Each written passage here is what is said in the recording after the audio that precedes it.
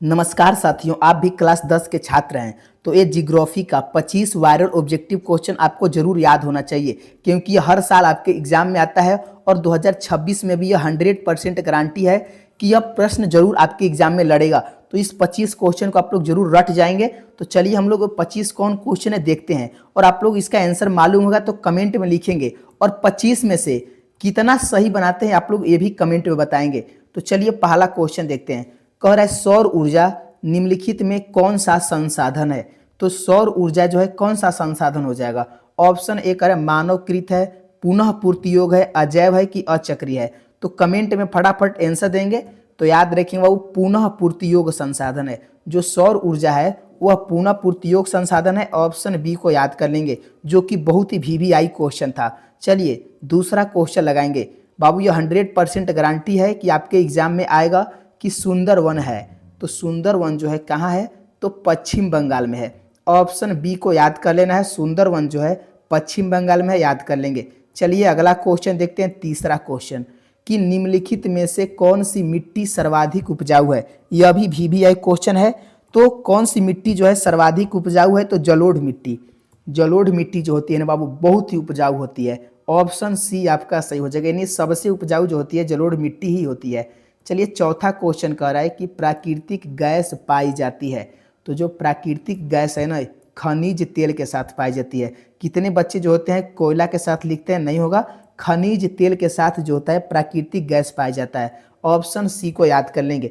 ये सब बाबू viral question है जो कि हर साल एग्जाम में आता है, इसको देख कर ही जाएंगे आप लोग। पांचवा का आंसर देंगे, तट रेखा से कितने किलोमीटर क्षेत्र की जो सीमा है अपवर्जक आर्थिक क्षेत्र कहलाता है। तो 200 किलोमीटर। कितना हो जाएगा बाबू, 200 किलोमीटर हो जाएगा, आपको मालूम होना चाहिए। ऑप्शन बी आपका सही हो जाएगा, ध्यान रखेंगे। नेक्स्ट क्वेश्चन है छठवां क्वेश्चन। कह रहा है सबसे घटिया कोयला है। तो सबसे घटिया जो कोयला होता है पीट होता है। कौन सा होता है, ऑप्शन डी याद रखेंगे, पीट। और सबसे अच्छा जो कोयला होता है एंथ्रासाइट होता है, इसको याद कर लेंगे। चलिए सातवां क्वेश्चन कि गोविंद सागर कृत्रिम जलाशय संबंधित है। तो गोविंद सागर कृत्रिम जलाशय जो है किससे संबंधित है, याद रखेंगे भाखड़ा नंगल बांध से। ऑप्शन सी को याद कर लेंगे, भाखड़ा नंगल बांध से संबंधित है, जो कि VVI क्वेश्चन था। आठवां क्वेश्चन लगाएंगे कि डाकुओं की अर्थव्यवस्था का संबंध किससे है। तो याद रखेंगे बाबू संसाधन के विदोहन से है। किससे है डाकुओं का अर्थव्यवस्था का संबंध, तो संसाधन के विदोहन से है।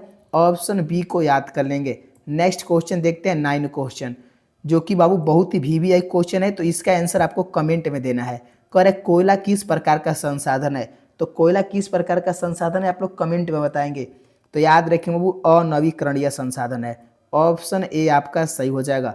नेक्स्ट क्वेश्चन 10 का आंसर देंगे कि समुद्री क्षेत्र में राजनैतिक सीमा के कितने किलोमीटर क्षेत्र तक जो संपदा है निहित है। तो 19.2 किलोमीटर। 19.2 किलोमीटर हो जाएगा बाबू। ऑप्शन सी को याद कर लेंगे। चलिए नेक्स्ट क्वेश्चन 11 का आंसर देंगे कि भारत में सबसे लंबा बांध है। तो भारत में जो सबसे लंबा बांध हो जाएगा कौन हो जाएगा, तो हीराकुंड बांध।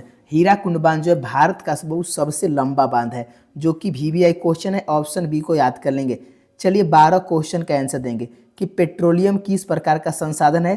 तो आपको बाबू याद रख लेना है कि पेट्रोलियम जो है अनवीकरणीय संसाधन है। ऑप्शन ए आपका सही हो जाएगा, इसको याद कर लेंगे। चलिए बाबू देखिए सब आपको लास्ट तक देख लेना है। मात्र 25 क्वेश्चन है जो कि आपके एग्जाम में आएगा, इसको ध्यान रखेंगे।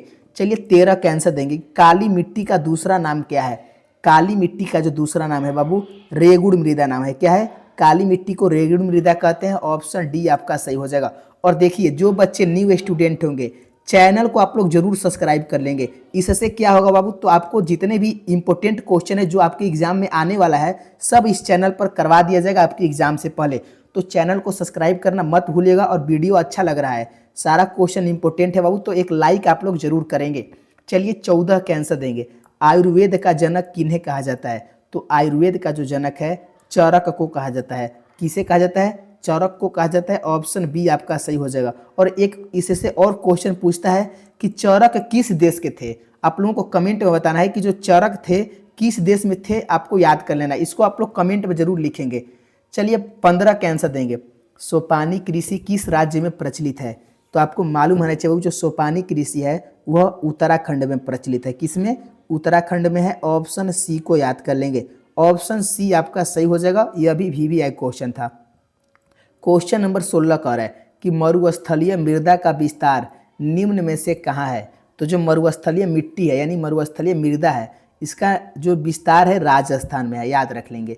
ऑप्शन बी आपका सही हो जाएगा, राजस्थान। चलिए अगला क्वेश्चन देखते हैं, 17 क्वेश्चन कि तारापुर परमाणु ऊर्जा केंद्र है। तारापुर परमाणु ऊर्जा केंद्र कहाँ है बाबू? याद रखेंगे महाराष्ट्र में। ऑप्शन डी आपका सही हो जाएगा, महाराष्ट्र में है, ध्यान रखेंगे। चलिए अगला क्वेश्चन 18 का आंसर देंगे। कर हीराकुंड बांध है, यह भी VVI क्वेश्चन है, इसका आंसर भी कमेंट में देंगे। तो हीराकुंड जो बांध है ओडिशा राज्य में है। कहाँ है? ओडिशा राज्य में है। ऑप्शन डी को याद कर लेंगे। चलिए अगला क्वेश्चन देखते हैं, 19 क्वेश्चन। कह निम्नलिखित खनिजों में कोर्डमा किससे संबंधित है? तो कोर्डमा जो है बाबू अभ्रक से है। क्या हो जाएगा बाबू? सही बच्चे आंसर देंगे। देखिए बाबू, कोर्डमा खनिज किससे है? अभ्रक से है। ऑप्शन बी को याद कर लेंगे। ऑप्शन बी आपका सही हो जाएगा। नेक्स्ट क्वेश्चन 20वां का आंसर लगाएंगे कि प्राणियों के शरीर में कितना प्रतिशत जल की मात्रा निहित होती है? तो 65%। कितना प्रतिशत बाबू?